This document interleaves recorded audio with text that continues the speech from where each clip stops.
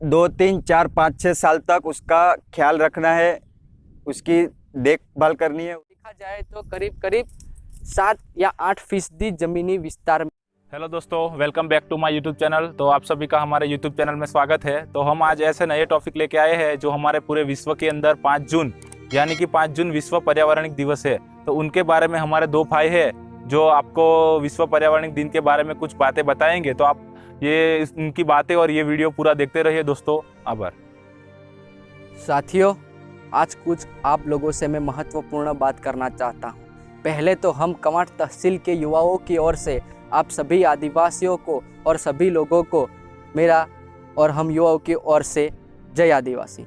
साथियों, 2 दिन बाद 5 जून यानी कि विश्व पर्यावरण दिवस है। हम सभी जानते हैं कि पर्यावरण अपनी जो मानव जात है उनके लिए कितना ज़रूरी है और उसका संरक्षण करना भी कितना ज़रूरी है।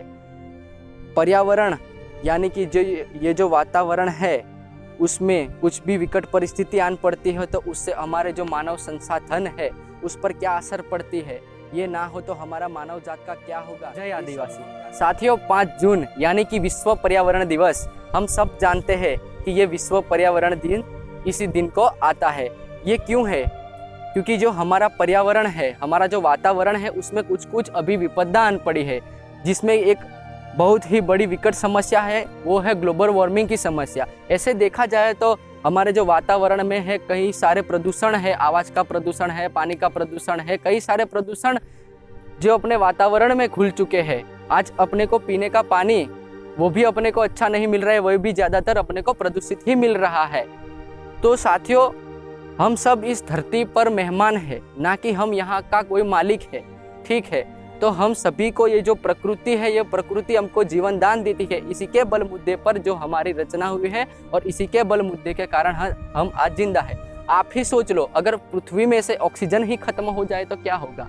तो ऑक्सीजन कहाँ से मिलता है? अपने को पौधे में से भी अपने को ऑक्सीजन मिलता है। ठीक है, तो आज जो पेड़ों की जो संख्या है वो कम होती जा रही है। मानव अपने लालच के कारण और अपने महोत्सव की चीज़ों के कारण जो आज पेड़ों को काट दिया करता है।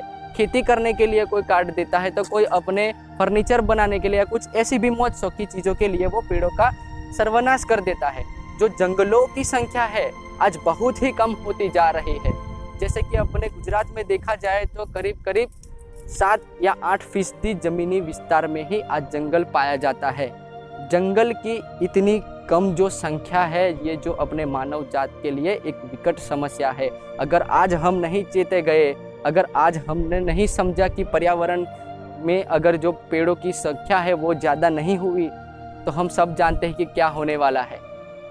हम सभी को क्या करना चाहिए? ज़्यादा से ज़्यादा मात्रा में पौधे लगाने चाहिए। यूनो द्वारा घोषित 9 अगस्त विश्व आदिवासी दिवस मनाया जाता है। तो यूनो क्या बोलता है? यूनो का कॉन्सेप्ट क्या है?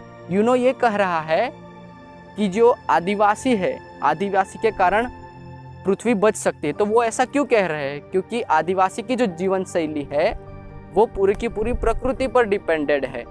तो वो लोग प्रकृति के संरक्षण करना जानते हैं और जो आदिवासी है वो प्रकृति से जुड़े हुए लोग हैं। तो आज जो 9 अगस्त होता है तो वो कैसा होता है? काफ़ी सारी मात्रा में लोग इकट्ठे होते हैं, मगर क्या प्रकृति के संरक्षण करना वो जानते हैं? क्या उन्होंने उनके लिए कोई ठोस कदम उठाया है? नहीं। तो हम जितने भी आदिवासी हैं हमको समझना पड़ेगा कि हम लोग प्रकृति से जुड़े हुए हैं लोग हैं, और ज़्यादातर अपने जो त्योहार है वो भी देखा जाए तो प्रकृति के अनुरूप ही है। तो अपन लोगों को समझना होगा और जो ज़्यादा से ज़्यादा मात्रा में प्रकृति का संरक्षण करना होगा, जंगलों को बचाना होगा, ये जो अपना पूरी प्रकृति है उनको बचाना होगा। और ऐसा नहीं है कि आदिवासी है तो ही कुदरत है, कुदरत सर्वोपरि है। आदिवासी है तो प्रकृति नहीं है, आदिवासियत से प्रकृति है और हम भी उसी के कारण है। अगर जंगल है तभी आदिवासियों का जो अस्तित्व है वही टिका रह पाएगा, वरना आदिवासी का भी कुछ नहीं हो सकता। हम सभी कुछ ना कुछ लड़ाइयों में हिस्सा लेते हैं। काफ़ी सारे प्रश्न हैं आदिवासियों के, ऐसा नहीं है कि आदिवासियों को भी प्रश्न नहीं है, प्रश्न है, मगर जो अहम मुद्दा है जो सभी लोगों को लागू होता है और जिसके कारण सभी लोगों को आपदा आन पड़ सकती है, वो है ये प्रकृति का मुद्दा। अगर आज हम नहीं संभले तो ये पूरे मानव जात को बड़ी विपदा आन पड़ सकती है।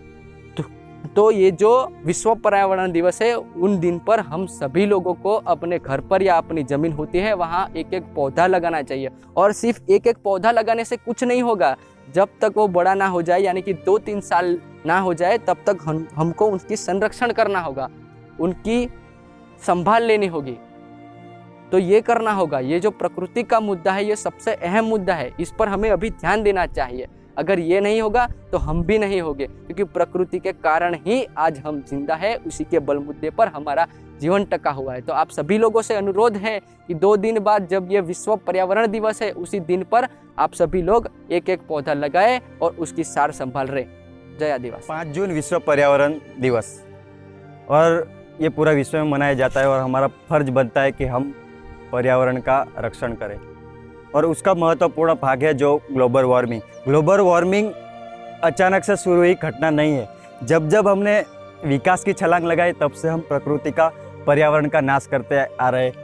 कई सारे ऐसे फैक्ट्री, कारखाने लगाए गए और उसमें से निकलते हुए जहरीले वायु जो रेफ्रिजरेटर और कई सारे ऐसे इलेक्ट्रिक साधन हैं जिसमें से ये ग्रीन हाउस वायु है जो पूरे वातावरण को गर्म करता है।